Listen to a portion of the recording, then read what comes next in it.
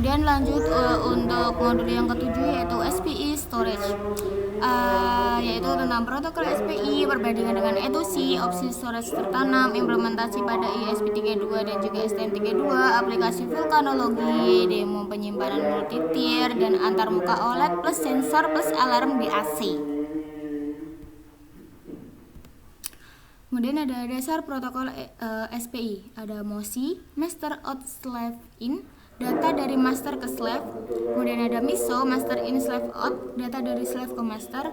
Ada SCLK, clock sinyal sinkronisasi atau kecepatan transfer. Ada CS atau chip select, memilih perangkat slave. Ada juga mode atau CPOL dan CPHA, yaitu konfigurasi fase dan polaritas clock untuk sinkronisasi bit.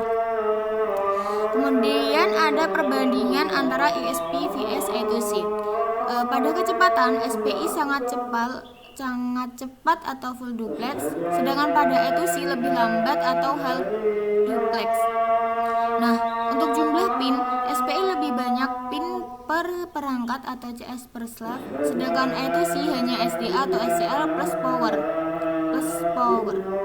Nah, untuk jumlah device E2C mudah menghubungkan banyak alamat, sedangkan SPI stabilitas melalui CS atau demuxing.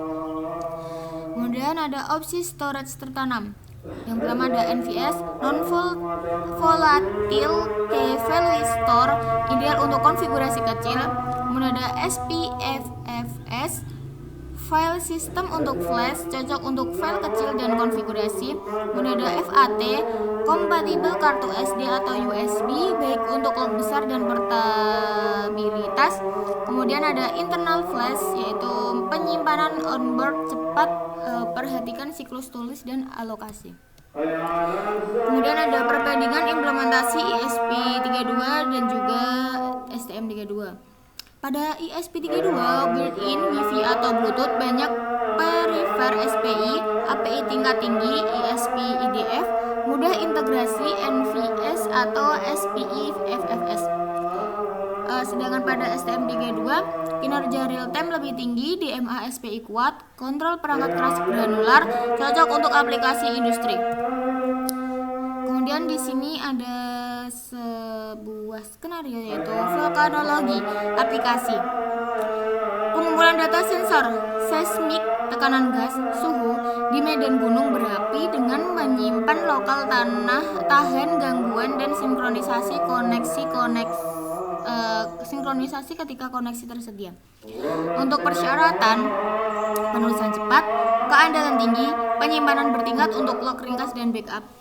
Untuk manfaat SPI yaitu transfer cepat data sensor ke memori eksternal dan SD untuk log besar. Ada arsitektur multi-tier storage demo. RAM buffer, internal file, flash, external SD.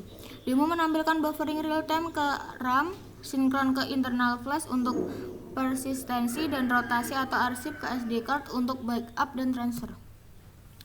Kemudian ada OLED display plus sensor plus alarm atau DAC. Yang pertama ada baca sensor, sampling seismik dan parameter lingkungan secara periodik. Yang kedua ada tampilkan ringkasan real time di OLED untuk operator lapangan. Yang ketiga ada recam dan arsip, simpan ke NVS atau SPI FFS, arsip ke FAT pada SD. Yang keempat ada alarm DAC, output analog ke sirin atau pemicu eksternal saat ambang terlampaui. Kemudian ada sebuah pertimbangan desain dan best practice. Untuk signal integrity, pertimbangkan impedansi, panjang kabel dan pull up untuk sinyal SPI. Kemudian ada power dan wear cycles, yaitu manajemen siklus tulis flash, gunakan leveling dan penjadwalan scenes, error handling, checksum, retry, dan mekanisme recovery setelah kehilangan daya. Untuk keamanan data, enkripsi pada storage jika data sensitif, log lokasi, parameter keselamatan. Kemudian ada sebuah ringkasan dan juga langkah selanjutnya. SPI yaitu lebih cepat, sederhana, cocok untuk transfer data sensor real time. Pilih storage sesuai kebutuhan, NVS atau SPFFS untuk konfigurasi, FAT atau SD untuk arsip, ESP32 untuk konektivitas cepat, STM32 untuk kontrol real time dan DMA, rancang multi-tier storage, UI OLED, dan alarm DAC untuk solusi vulkanologi handle. Untuk langkah berikutnya itu prototipe demo multi-tier, uji lapangan, dan validasi alarm pada skenario vulkanologi. Tahu bang, terus langsung. Beri B. Ini udah dinyalain. Ada. Berikut modul berapa? 8 ya sih. 8 pas 9. 9 harusnya. Ini 9 kan San? Ini 9. Yang itu 10.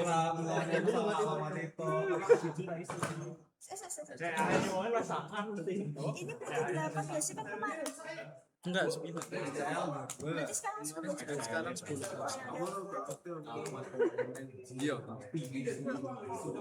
Modul kelas 9 percobaan 1 ya.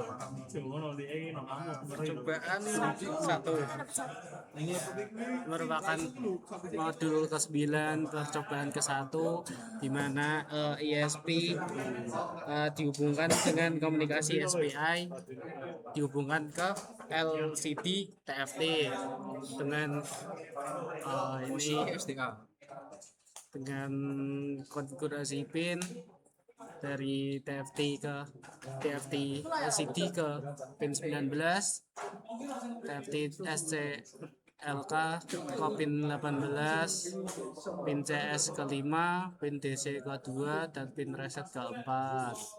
Ini untuk programnya. Di sini akan menampilkan background warna yang berbeda-beda dan juga menampilkan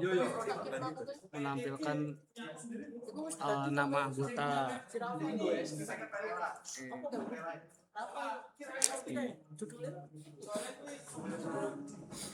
Dengan urutan sama seperti di program sini, putih, merah, hijau, biru, kuning, pink, cyan, dan hitam.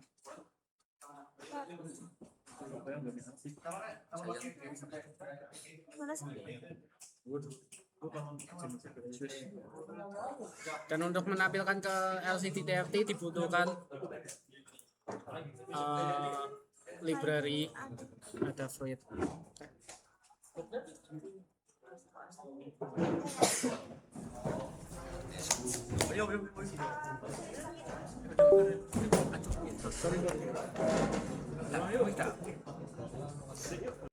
Modul ke-9 percobaan 1 ya. Percobaan 1. Kita dapat 1.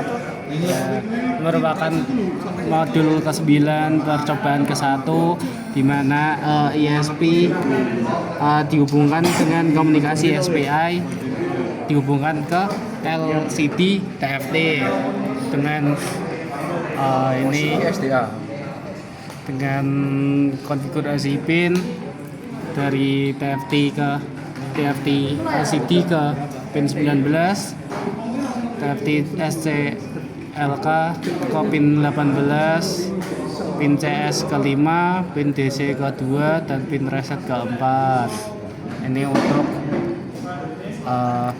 programnya. Di sini akan menampilkan background warna yang berbeda-beda dan juga menampilkan nama anggota.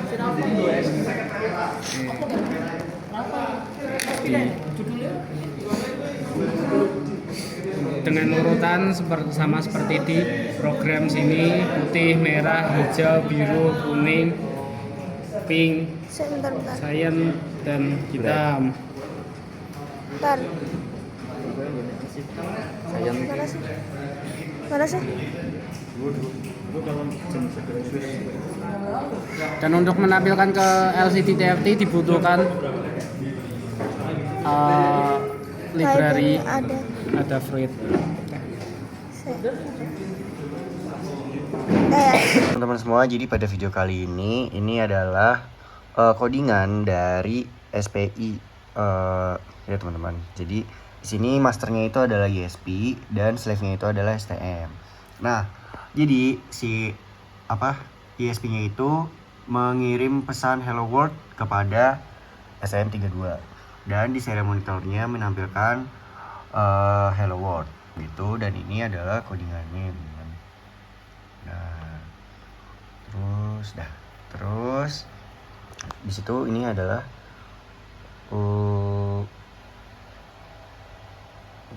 wiringnya.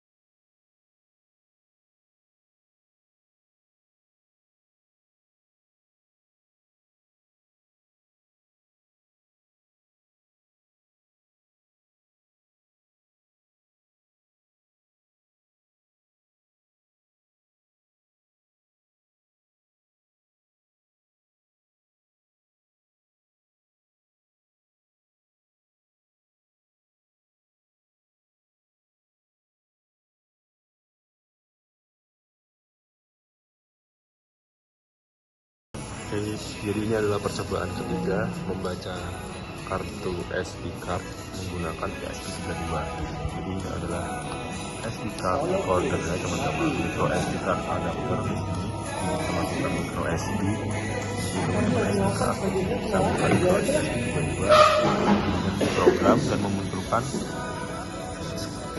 output atau serial monitor seperti ini ya teman-teman. Bisa kita lihat di sana.